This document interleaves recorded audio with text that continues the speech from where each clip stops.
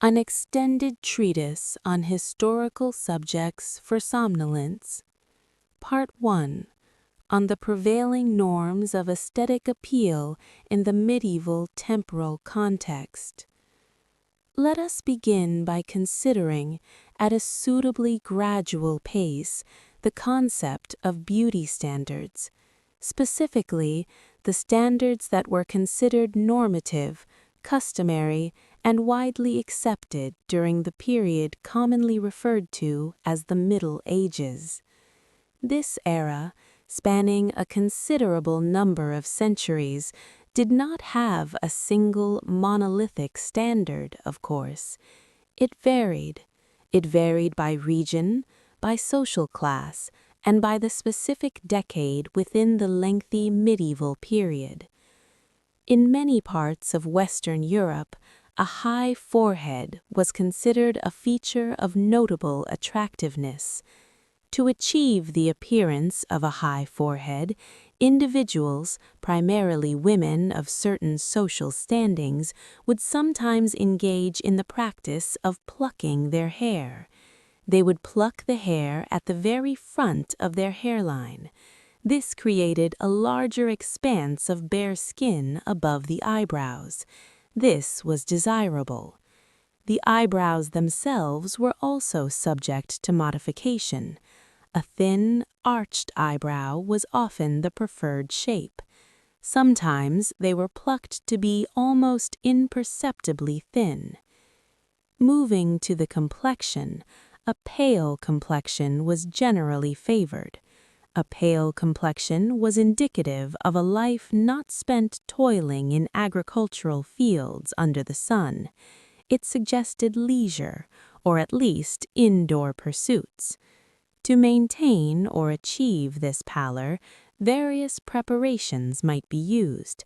Some were simple washes, others were more complex. Lead-based paints were sometimes applied, though the long-term physiological consequences of such applications were, it must be noted, not fully understood at the time. Hair color was another facet of the aesthetic ideal. Blonde hair was frequently celebrated in song and poetry. This did not mean all individuals were naturally blonde. It did not. Therefore, means of lightening the hair were employed. These could involve the application of mixtures containing saffron or onion skin, or the simple technique of sitting in the sun for prolonged periods while wearing a crownless hat, which allowed the sun to lighten the strands exposed through the opening. Attire also contributed to the standard. Garments were long. They were often layered. The waist was a focal point. For women, the silhouette often emphasized a narrow waist. This could be suggested through the cut of the gown or through the gentle cinching of a belt. The colors of garments were significant as well. Bright colors, derived from expensive dyes, signified wealth.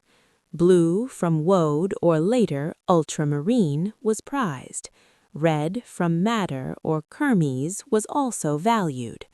The texture of the fabric, linen, wool, silk, communicated status as effectively as the color. It is important to reiterate that these standards were not universal. They were not static. They shifted, gradually, almost imperceptibly from one generation to the next. What was considered the height of beauty in the 12th century might have seemed slightly out of fashion by the 14th.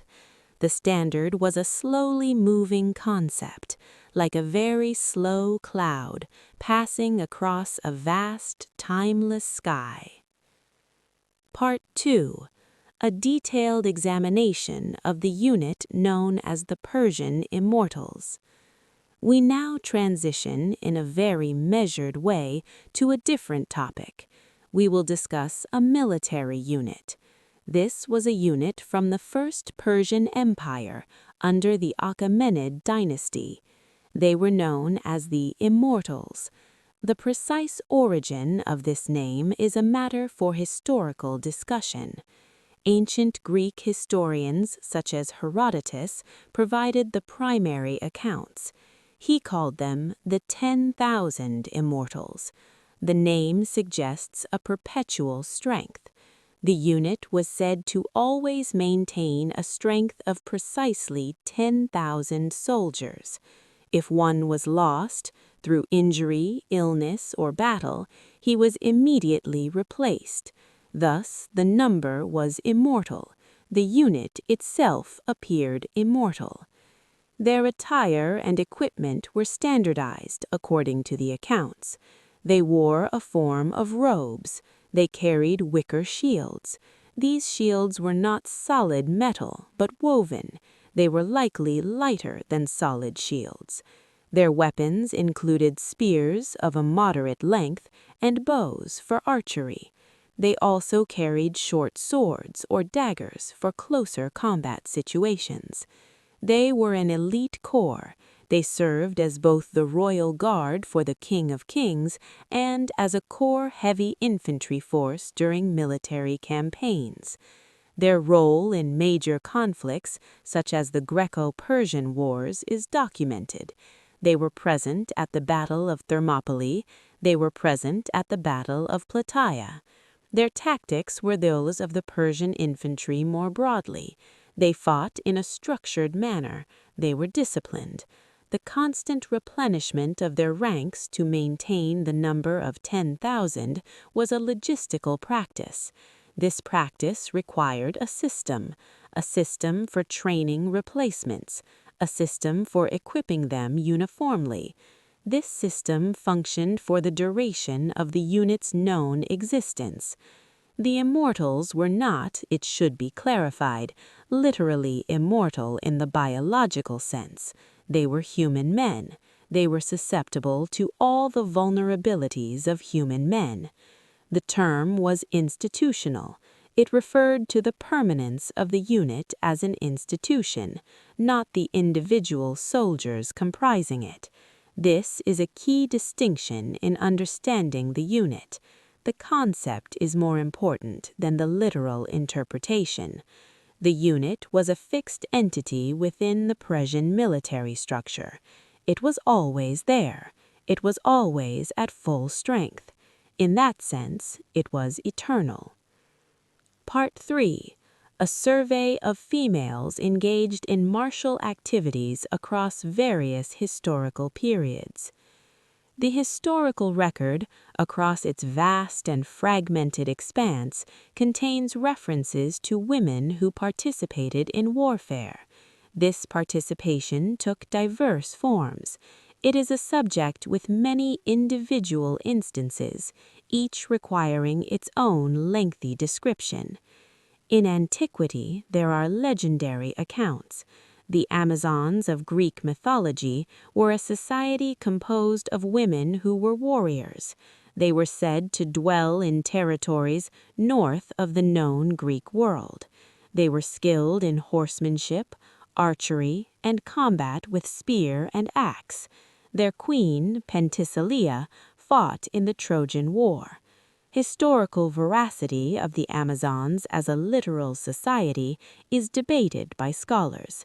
The concept, however, persisted in the cultural imagination. More verifiable historical figures exist.